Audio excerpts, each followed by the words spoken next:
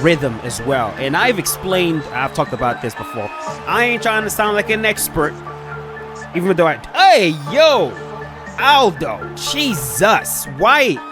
That dude looks like he met Freddy Krueger. My God.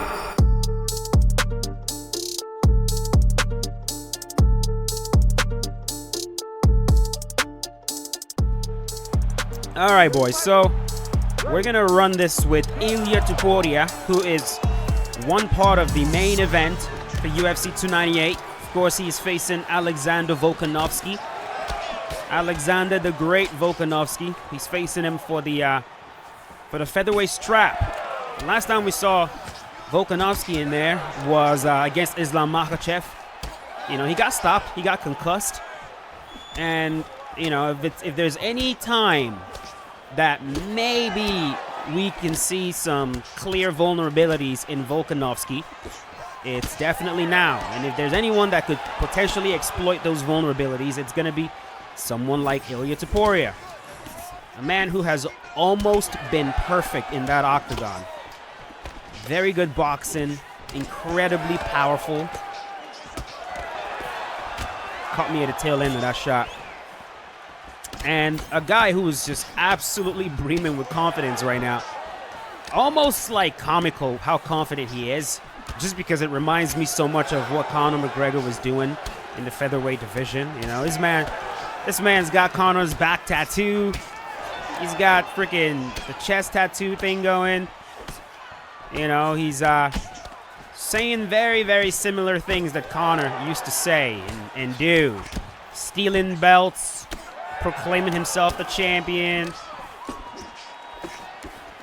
Funniest one has to be the height insults. It's always hilarious when a short person is calling another person short. It's like, calm down, buddy.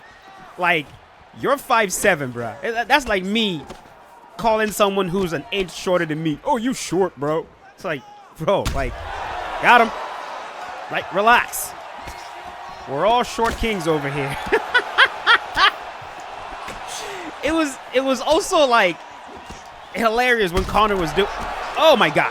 Okay, that's what we're doing. That's what we're doing. This dude has been doing that like duck counter, and he finally caught me. So let's just be careful with that. But yeah, man, it was also funny when Conor was doing it. You know, like Conor is not exactly a giant himself. He's 5'9". It's like, bruh, relax. Relax. But, you know, he was just calling everybody short at that time. Chad Mendez was short. Aldo, short. Sit him down. Floyd Mayweather, small. Like, you small. Too small. He just fancied himself a big boy. I'm like, bro, Conor, calm down, bro.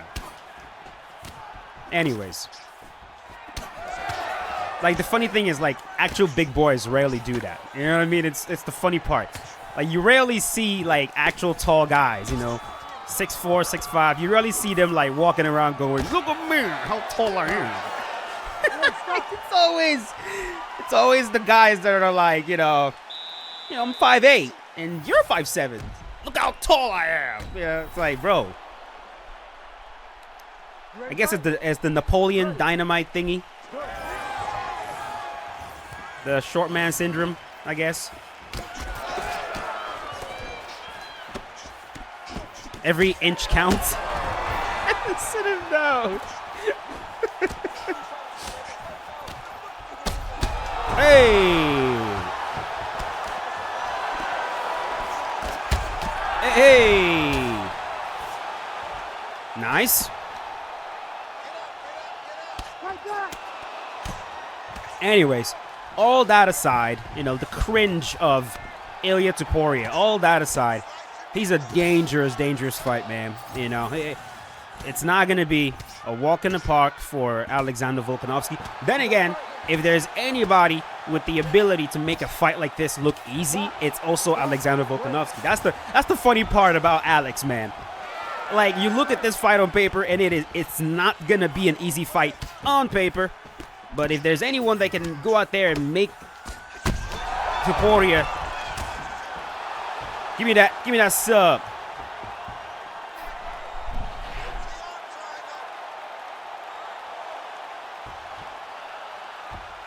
In the arms of an angel.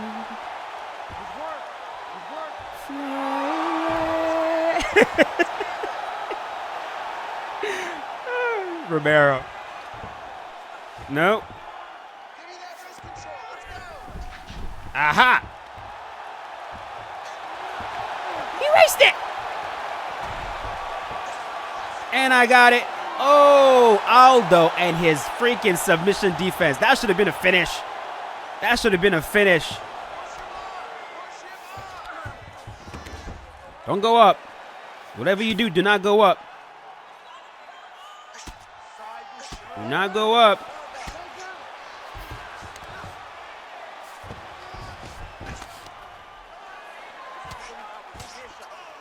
I think my opponent is broken, boys. I think he's broken. He's not doing anything anymore. Look at him. Fight back. Fight back. He might be broken.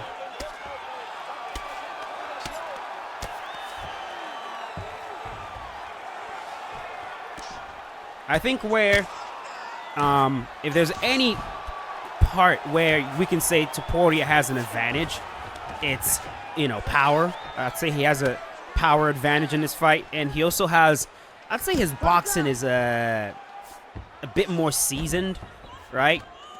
But that is not to say that Volkanovski does not have tricks up his sleeve. If there's anything Volkanovski does better than any other fighter that I've seen in a very, very long... Hold on. No! No. He raced it. Very good, very good. Anything that Volkanovski does better than, pretty much anybody else that I've seen in a long time in MMA, it is his ability to play with distance. His ability to play with rhythm as well. And I've talked about this before. I ain't trying to sound like an expert, even though hey, yo, Aldo, Jesus, why? That dude looks like he met Freddy Krueger. My God. But yeah, I talked about this before. There is, knowing when your opponent is moving out and then coming in and kind of fighting like a pendulum. I've explained that before. Volkanovski does a very good job of turning the fight like a pendulum, right? When you're and then breaking that rhythm as well. He demonstrated that very, very well against Max Holloway. Sit him down.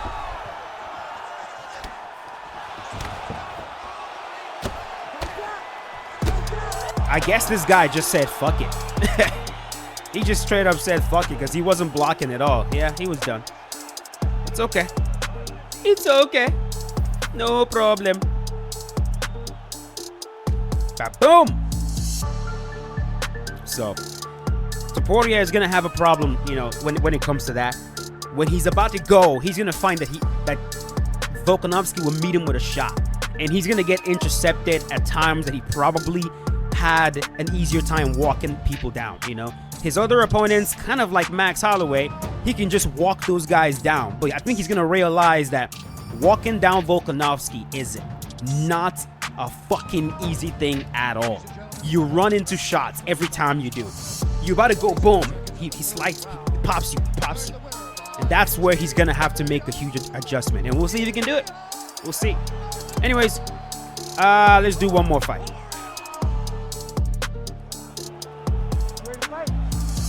This is the fight we're just talking about. Right here. Right here. Thank you. Sweet Waters. I know this person.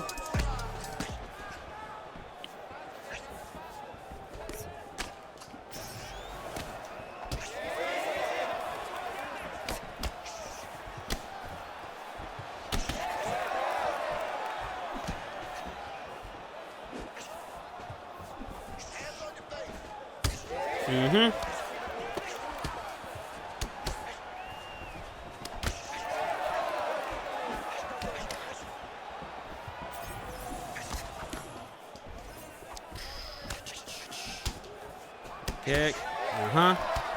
Kick. Come on now. Better be careful with that shit.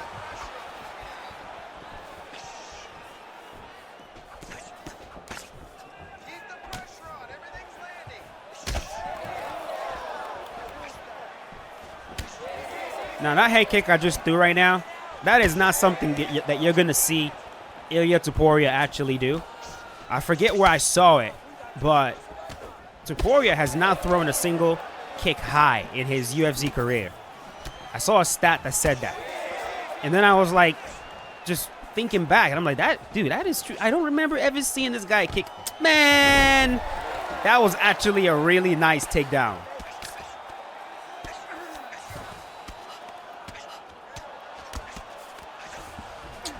This is going to be something that will be definitely key for Volkanovski. You know, got to wrestle, pin this guy against the cage. And, you know, Volkanovski does a very good job of that. You know, people forget that Alex has been in there with some powerful guys, man. It's like, as powerful as Ilia Topuria is, you know who else is really, really powerful that Volkanovski has been in there with? You want to guess? That's right. Jose Aldo. People are, ooh, and you know, Aldo also had good boxing. You know, people is, look, Volkanovski has been there, man. He's been there. He's done that. He's seen it all. He's fought some of the absolute best guys on the absolute planet, bro. Max Holloway multiple times. Jose Aldo. Freaking Islam Makhachev twice. Like, he's been there. This is not gonna be the greatest challenge that he's had in his career. It's just not.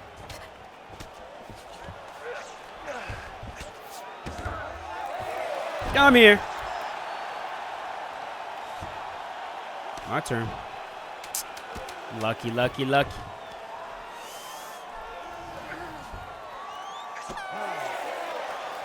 So, like, people tend to forget that Aldo was powerful. Like, when people talk about powerful featherweights, for some reason, no one includes Jose Aldo in there, which is kind of weird. You know? Like, they don't include Jose Aldo, which is... That dude was fucking powerful. And he is. He hits hard, man. He hits hard. You ready to fight? Ready. Good. Come on. Thank you.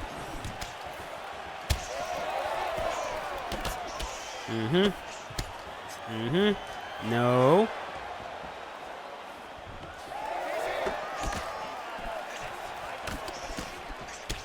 To the body.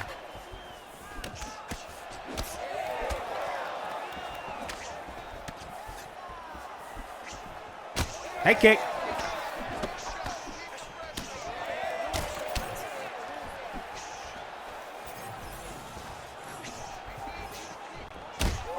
Woo. Check there. To the body, to the head. Hey!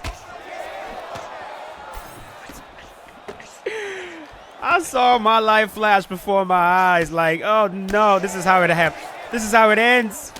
This is how it all ends.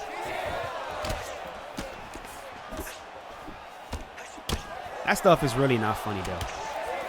That whole, like, life flashing before your eyes thing. Like, I've actually seen my life flash before my eyes, and it is not a funny thing at all, bro. It is a traumatic experience, and I will say that I'm still traumatized by it. I really am. I think I've told this story here before, but it's when I almost drowned. I'm laughing about it now, but man, I genuinely thought, dude, why is it that my videos sometimes turn freaking dark, like out of nowhere? I don't know, man. Maybe I need therapy, bro. I definitely know I need therapy for sure. But yeah, man, almost drowned. This was when I was like 17, shortly after I came to the United States from Nigeria. Went to the beach with friends. I told them niggas that I couldn't swim, but you know, people never understand, like, the whole, it's like, bro, I can't swim. It's like people don't, it's like it doesn't register that it's a serious thing. Like, yeah, if I get into trouble in this water, I won't be able to save myself, kind of thing. Like, I would literally die, kind of thing, you know? Like, it's that serious. Hey, Jay, bro, I can't swim. You know what that means? It means that if something happens to me in this water right now, that's it. I'm gone, dead. You're not going to hear from me again. It's that serious. So when someone tells you, hey, look, I can't swim, like, take it like that. You know, take it like that. Like, he's saying he would die. Anyways. Yeah. Ah! And, like, this is not even me, like, blaming them or anything. This is just me just saying in general. Because I see videos all the time of someone saying, I can't swim, I can't swim. And then their friends think it's funny to throw them in a pool or throw them in the ocean. My friends didn't do that at all. And that's not, I'm not saying that. I'm just saying I've seen that happen before. And knowing the trauma and, like, the fear that, oh, my God, I'm literally about to die.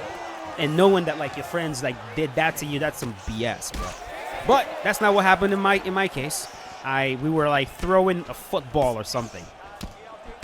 And they were like, hey, let's go throw the football in the ocean. I'm like, okay, look, I can't swim. I'm going to stay in the shallow side of things. I can't. So I can't swim. Oh, yeah, it's fine. It's fine. Just stay in the shallow end. But, you know, I didn't realize how that was my first time in an ocean, by the way, just for the record. Which I know is crazy. You grew up in Nigeria and you've never been in the ocean? What the fuck? Yeah, that's because I'm a city kid, bro. Like, I did not, like, I grew up in the city. I didn't freaking dance with tigers and bears and hippopotamuses and freaking elephants. Like, Africa, Nigeria, it's not all huts and big giant Sahara and freaking, you know what I mean? Like, come on, folks. But I did not understand current and how powerful that thing is. And yeah, one of them swept my black ass away right into the ocean. There we go. And I just remember, like, just screaming, help, help, help. Every time he would, like, throw me up and I see, like, air, help, help. And I guess they thought I was fucking around, because they did not take me seriously. But eventually, one of them helped me up. And I remember, like, hey, yo, damn. You need to stop kicking me in the head, bro. I know I'm not paying attention, but, like, you don't have to take advantage of it. Back up.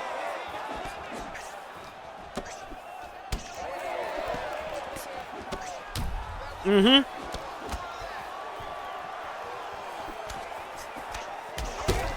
There we go.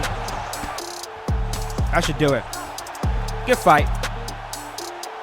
Good fight. So, I don't know how I started talking about that whole drowning thing. Oh yeah, I said light flashed before my eyes. So, yeah. Yeah, that's how that happened. Which is going to lead me, this story I just told you guys right now is going to lead me to a new project, part of a new project that I'm going to do. It's a life project, but I'm going to document it, and I'm going to turn it into art. And when I do it, I would love you guys to give me as much support as humanly possible. I'm gonna tell you guys. I will tell you when it happens. And those of you that, you know, still rock with me, I'll need you to, you know, come through when that happens. Okay, so just keep that in the back of your mind somewhere. I have a lot planned for 2024. You guys will see. You guys will see. But yes, thank you for watching. If you enjoyed the video, leave a like on it, and I'll see you guys later with a brand new one. As always, stay safe. Peace out. Have a good one, boys.